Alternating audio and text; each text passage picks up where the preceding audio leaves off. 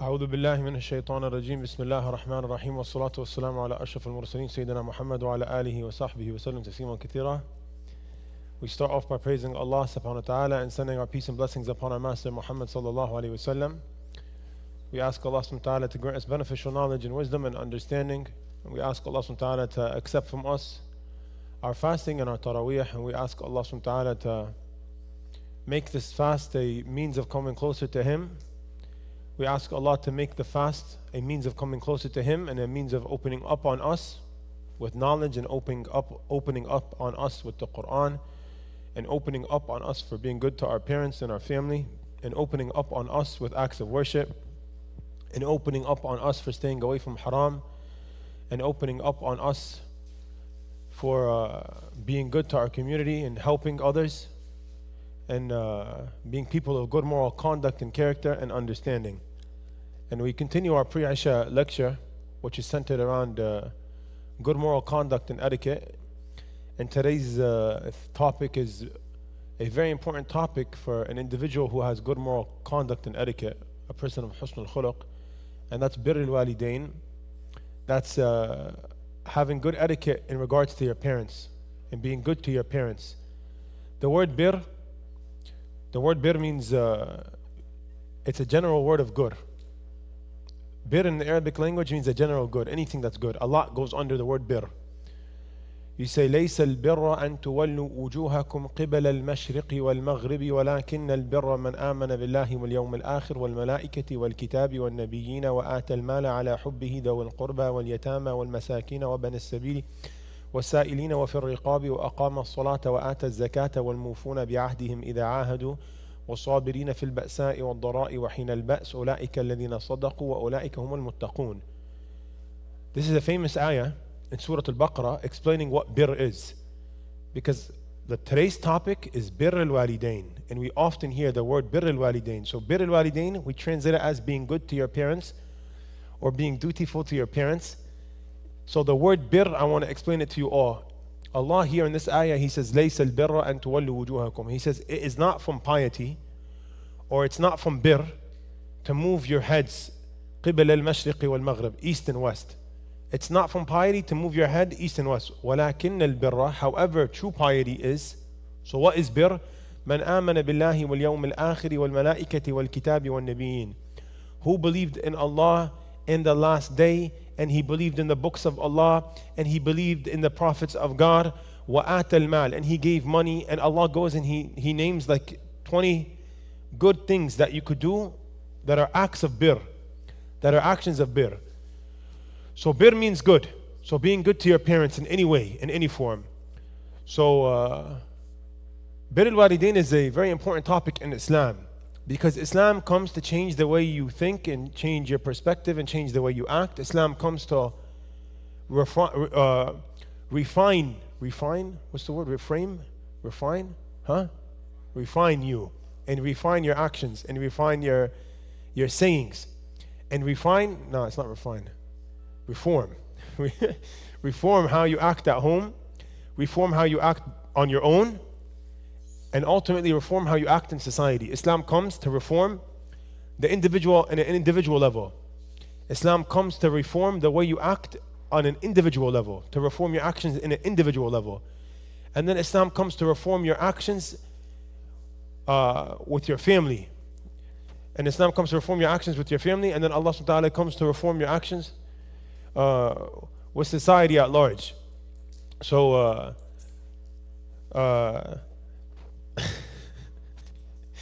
Jazakallah khair, Zayd. I appreciate it. I met your brother yesterday. MashaAllah, yeah. MashaAllah. So I was telling him I love you. We love you because you have good etiquette, and we're talking about good etiquette. So Islam comes to reform the individual in every way. So one of the aspects of Islam that are very important is to be good to your parents, because Islam comes to teach us that no matter what, we have to be good and dutiful to our parents, and being dutiful to your parents has a lot of benefits to it. You receive the forgiveness of Almighty God by being good to your parents, and you receive Jannah ultimately by being good to your parents. And the Quran and Sunnah is filled with ayahs and ahadith in regards to being good to your parents. And one of the easiest ways to make it to paradise is being good to your parents. And we're going to see that. Allah, He says in Surah Al-Isra, وَقَضَى رَبُّكَ أَلَّا تَعْبُدُوا إِلَّا إِيَّاهُ وَبِالْوَالِدَيْنِ إِحْسَانًا إِمَّا يَبْلُغَنَّ عِندَكَ الْكِبَرَ أَحَدُهُمَا أَوْ كِلَاهُمَا فَلَا تَقُل لَّهُمَا أُفٍّ وَلَا تَنْهَرْهُمَا وَقُل لَّهُمَا قَوْلًا كَرِيمًا واخفض لهما جناح الذل من الرحمة وقل رب ارحمهما كما ربياني صغيرا. Allah, He says in Surah Al-Isra, these two beautiful ayahs in regards to being good to your parents. He says, وَقَضَى رَبُّكَ أَلَّا تَعْبُدُوا إِلَّا إِيَّاهُ وَبِالْوَالِدَيْنِ إِحْسَانًا. And your Lord had prescribed unto you to not worship except for Him. Tawheed, the most important thing in the world. Your Lord has commanded you to worship only Allah. And then after that, وَبِالْوَالِدَيْنِ إِحْسَانًا, and to be good to your parents. So right after the command of Tawheed, right after the command of worshiping only Allah, and be good to your parents. إِمَّا يَبَلُغَنَّ عِنْدَكَ الْكِبَرَ أَحَدُهُمَا أَوْ كِلَاهُمَا. If one of them, or both of them, are alive when you reach old age, فَلَا تَقُلْ لَهُمَا أُفٍّ وَلَا تَنْهَرْهُمَا. So don't say the word uff to them, and don't be bad to them in any type of way. وَقُلْ لَهُمَا قَوْلًا كَرِيمًا, and say to them a qawl kareem, and say to them a nice word. وَاخْفُضْ لَهُمَا جَنَاحَ الذُّلِّ مِنَ الرَّحْمَةِ, and lower your wings of mercy onto them. وَقُلْ رَبِّ ارْحَمْهُمَا كَمَا رَبَّيَانِي صَغِيرًا, and say, oh my Lord, have mercy on them for the way that they raised me when I was young. Yo, this is amazing. Quran is amazing. There's so many lessons from these two ayahs. He ends it with the second ayah by says, وَاخْفِضْ لَهُمَا جَنَاحَ الذُّلِّ, lower your wings of mercy. We don't have wings, but it's a nice figurative way of speech. Lower your wings of mercy onto your parents. Yani be humble and merciful to your parents. وَقُلْ رَبِّ ارْحَمْهُمَا كَمَا رَبَّيَانِي صِغِيرًا, and make dua for your parents and say, Ya Allah, have mercy on them the way that they exerted effort in their raising of me. And Ya Allah, have mercy on my parents for what they have exerted in regards to spending effort on me when they raised me. So the first observation we want to speak about in this ayah is Allah subhanahu wa ta'ala, He commands with tawheed, He commands with worshipping only Allah. And right after that command, He says, and be good to your parents. So Allah subhanahu wa ta'ala, He brought them together for what reason? So Allah sometimes He mentions two things together. He mentions salah and zakah all the time. He says, وَأَقِيمُوا الصَّلَاةَ وَآتُوا الزَّكَاةَ all the time. The Quran is filled with the command for salah, right next to the command for zakah. وَإِقَامَ الصَّلَاةِ وَإِيتَاءَ الزَّكَاةِ all the time, all the time. Salah and zakah, you find them next to each other. What is the wisdom behind Allah mentioning zakah next to salah all the time? Salah is an obligation, and salah is very important. And the same way you have salah 5 times a day and you take salah so serious, you should also take zakah serious. And Allah wants to tell us of the immense importance. Turn it off, it's cold, yeah. Allah wants to inform us of the immense importance that zakah is, because perhaps someone will be heedless of the obligation of zakah or the importance of zakah, and zakah is a pillar of Islam. The same way salah is a pillar of Islam, and the same way fasting Ramadan is a pillar of Islam. So we also realize that throughout the Quran, Allah, He brings together tawheed, worshipping Allah alone, and being good to your parents, because worshipping Allah alone is the number one most important thing. Worshipping Allah alone, tawheed, is the number one most important thing. It's more important than salah, of course, because without tawheed, how are you going to pray salah? And without tawheed, how will your salah count? And without tawheed, how will anything count? Your correct aqeedah is number one most important. Belief in God alone, belief that God has no partners. So Allah wants to engrave in us this important concept, which is tawheed. And often Allah mentions right after tawheed, and be good to your parents. So basically Allah is saying, as important as it is to worship Allah alone, it's also that important to be good to your parents. The same way worshipping Allah alone is so important, it's of immense importance, so is being good to your parents. He brings them together. So He says now, إِمَّا يَبْلُغَنَّ عِنْدَكَ الْكِبَرَ أَحَدُهُمَا أَوْ كِلَاهُمَا. If you reach an old age and you have a parent that's alive, or both of them are alive, فَلَا تَقُلْ لَهُمَا أُفٍّ وَلَا تَنْهَرْهُمَا. Don't ever say the word uff to them. Uff is the smallest. They said that if there was a word smaller in the Arabic language to show any discomfort or distress, Allah would have used it. Uff is the least thing that we have to show discomfort or distress. He says, don't say anything bad to them. Yani you're going to get annoyed by them, don't say uff even. Yani don't say uff even. Uff is the least, don't say uff. So God forbid for the one who yells at their parent, or in a degenerate society that we live in, and you go to the supermarket and you're waiting online and you see a mother with 5 kids and the kids are cursing at their parent, It makes the Muslim or the person of Iman want to puke. And it makes you want to exert justice for the mom in front of you. But sometimes the mom in front of you is the cause of her own demise. As a Muslim, you don't disrespect your parent and you don't talk to your parent in a bad way. So Allah, He says, and don't say uff even to your parents. وَلَا تَنْهَرْهُمَا. Don't do any bad to them at all, no matter how they are. Because Allah doesn't say, but if they're bad, you be bad to them. No, it's your parents. They gave birth to you. وَقُلْ لَهُمَا قَوْلًا كَرِيمًا. However, say to them a قَوْلًا كَرِيمًا. Say to them a good word. Say to them a good word. You know, Allah grants us experiences in life to learn from experiences. Because we were talking about in the last khatira that sometimes you learn more from experience and wisdom than you do from a book. Because anybody could read and study a book, but not everyone could see and observe and extract wisdom out of experiences in life. And I have a teacher, every time I talk about the subject, he comes to my heart. And I was not planning on talking about him, I was not. But every time I talk about the subject, he comes to my heart. He did not stand out. Out of all my teachers, I have teachers that stood out in their immense knowledge, or in the size of their beard, or in their nice thobe, or in the size of their kufi. They stood out in good ways, and they were good, immense people of knowledge. This guy didn't stand out like that. He was a normal person. He dressed normal. He was regular.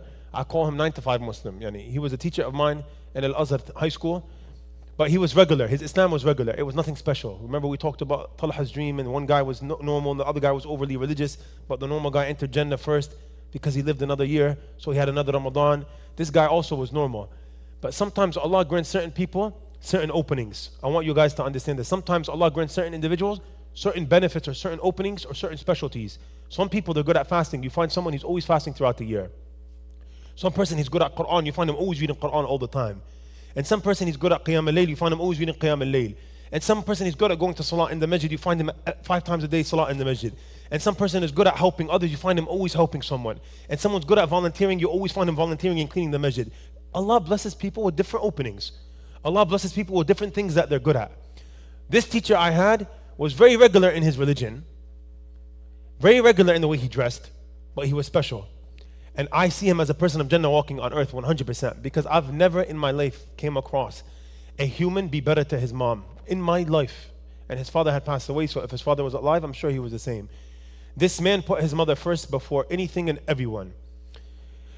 And Allah subhanahu wa ta'ala opened up on him due to his immense dutifulness or bir to his mother. His mother would call him, he'd be in front of us and teaching us. We used to take lessons with him out in his center, and there'd be like 60 of us. And his mom calls, he stops the class, and he says to his mom the nicest word, "How are you, my dear beloved mother?" And he talks to her like there's no one in front of him. "Do you need something right now?" If she needed something, he'll drop everything. But of course, she'll never say she needs something.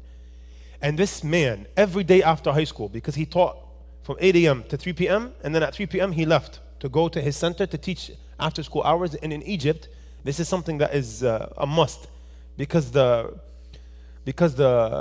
wage, or the what's it called, the salary is very, very low. So they have to find other means of making money. So what the teacher does in the school is he gets the customers from the school, it's the students, and he says, "I have a center here." They go and they sign up and they pay something so he can make some money to live, so he could survive.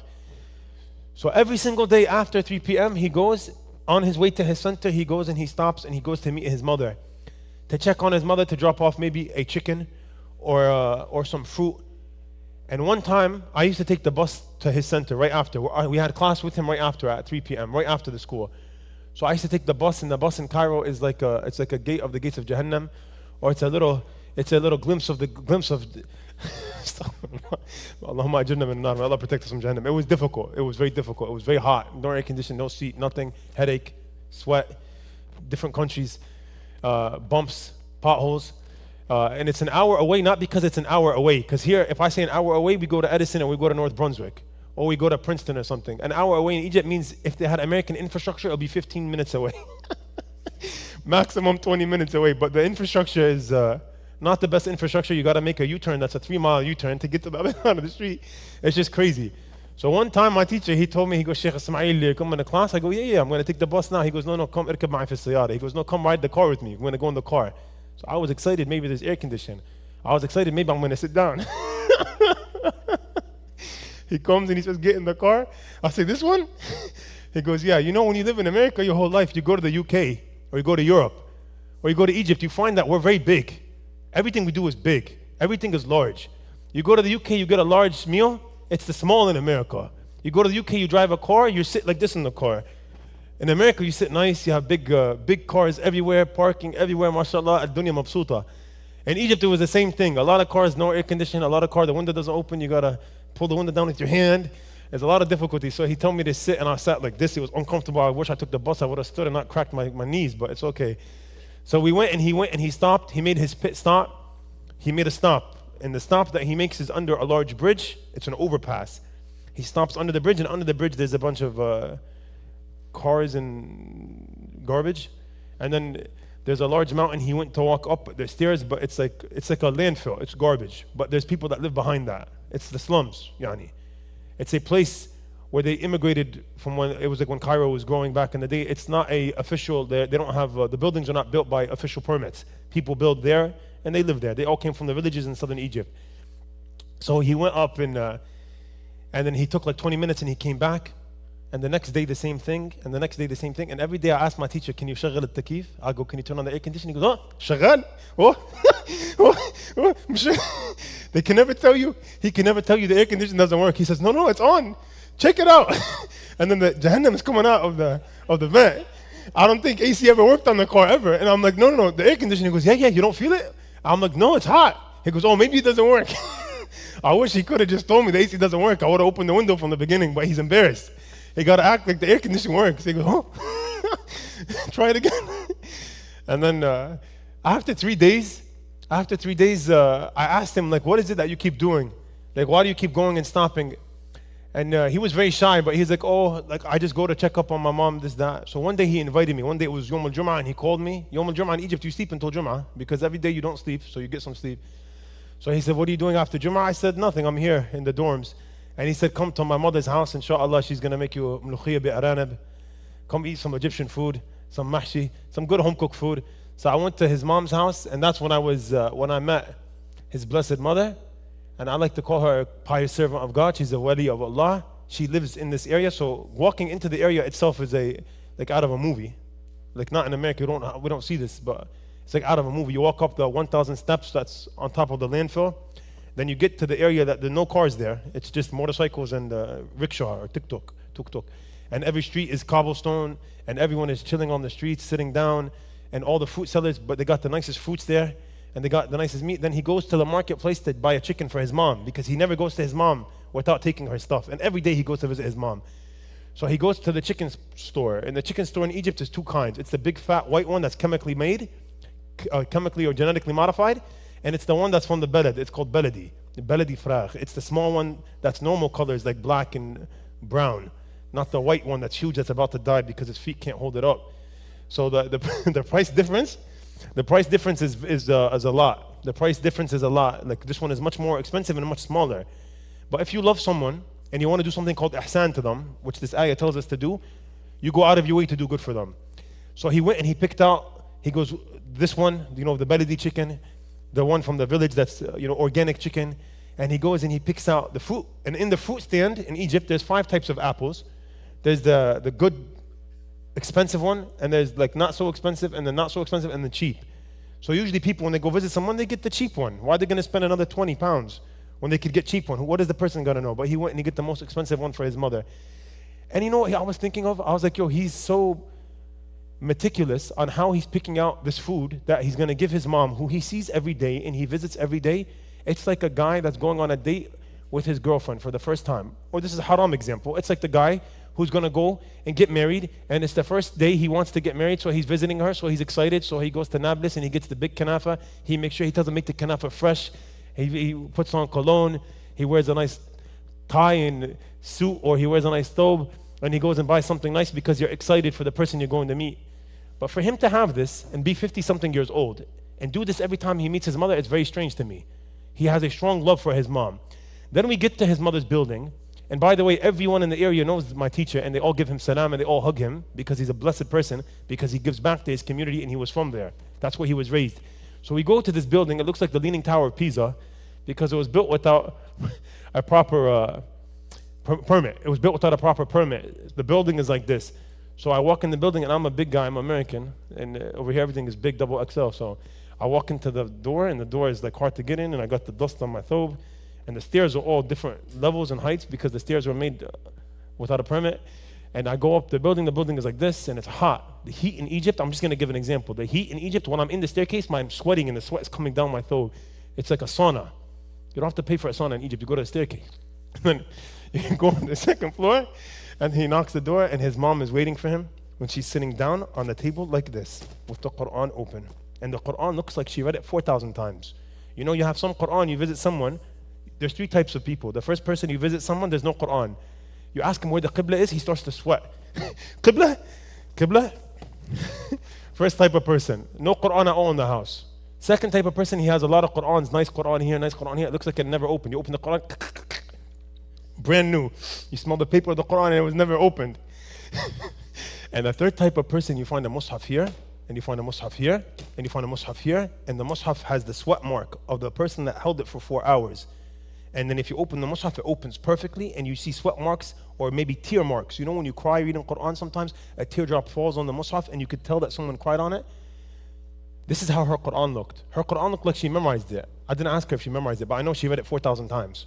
And she probably had that Mus'haf forever. And it probably wasn't an extravagant Mus'haf, but she was gifted it maybe at an age that she loved. And we walk in, and then the shower, rainfall, thunderstorm of dua comes on him. And she starts making dua for her son and dua for her son. I'm just standing there like this. I was like, man, that's why he has so many students. Because the other teachers that teach at the same center, they don't get students. They're all dying to get students because students is money. And this guy has students coming out the door. I'm like, now I get it, now I get it. Making dua for him, making dua for him, making dua for him. I go, Ustad, let her know I'm here too. Let her throw some dua this way. So she goes and she starts making dua, making dua, making dua. And then he goes, هذا Shaykh Ismail من أمريكا, and she's من أمريكا. And then she's like, come eat, and we ate, and it was the most delicious food I ever ate ever. And I don't like mlukhiyah and I don't like aranim, but it was good because of the barakah in it. Because sometimes blessings, it transgresses. You have to understand.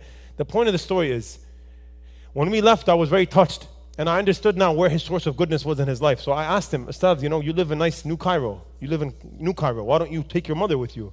It would be nice if you take your mom with you. Like, it would be nice if your mom also comes to live with you in your massive new apartment, or you could get her an apartment by you. And he goes, Shaykh Ismail, do you know how many times I begged my mother to come live with me? This is my mother. I'll die for her. I'll give her my kidney and my liver in the same day. He said, do you know how many times I begged her to come live with me? She won't, because that's the house that my father made for her with his bare hands. And my father passed away, so she wants to make dua for him in the house every day. May Allah have mercy on his father, and may Allah grant his mother long life. And that was the key. This was not planned. I had another 4 or 5 ayahs in hadith we wanted to talk about, but sometimes the story goes a long way. And this person, to make an emphasis, I promise you, when I see him, I see a man of Jannah, even though he's normal. Normal. He jokes and he laughs and he does everything. He prays salah, normal. Everything normal. But he has a good secret between him and Allah, and that's how he treats his mother. And if your mother is pleased with you and happy with you, you get all this good in this world and this world and the next. And that's why the Prophet ﷺ, he says, let his nose be put in the dirt. Yani he's a loser. The one who reaches old age and he has a parent that's alive, or both of his parents are alive, and he doesn't enter Jannah. You have the easiest way to make it to paradise. You have a parent that's alive and you reach old age and you don't make it to Jannah, you're a loser. Your nose belongs in the dirt, in the sand of the Arabian Peninsula. So I ask Allah also to bless my teacher for what he taught me, through his actions and through his sincerity, because he never complained and he never said, oh, my mom's calling, or oh, I have to go to my mom. He was always quiet about it. And his mother was a very pious woman. May Allah bless her. Inshallah, we can stand up for Salat al-Isha.